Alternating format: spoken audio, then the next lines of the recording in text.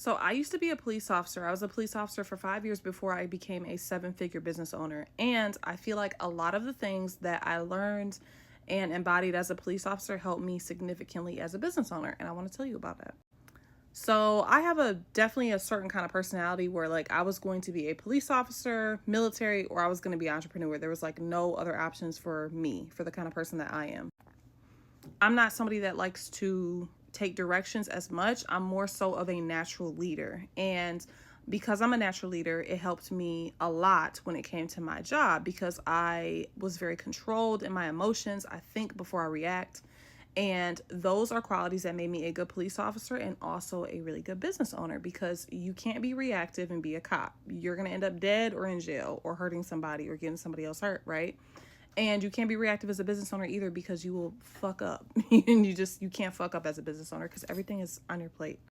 Another thing is I spent 5 years having to tell grown ass people what to do because they didn't know what the fuck to do. So I don't have a hard time when it comes to having employees or training or delegating or basically making sure things get done a certain way because I was doing that already for 5 years with that job. Another thing, I'm really good at discerning bullshit from legitimate things. That's something that I've always had naturally, but you definitely get good at it when it comes to being a police officer because you get lied to for a living. Like everybody is lying to your ass for the most part. So I know how to call bullshit when it comes to like leasing managers, mall management, all kinds of stuff. Even like my employees, I know when they're bullshitting with me, I know when they're being serious with me, and they know that I'm like that, so they don't fuck with me as much.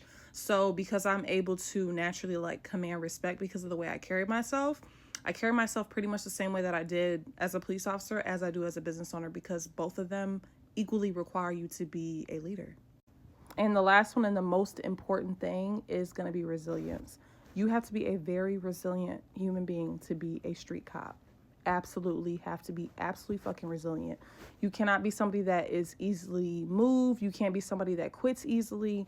Somebody that as soon as they get uncomfortable, they want to throw the towel in. They don't want to do shit anymore. I've never been that kind of person, but really becoming a police officer, like you have to really be a strong-minded person, right?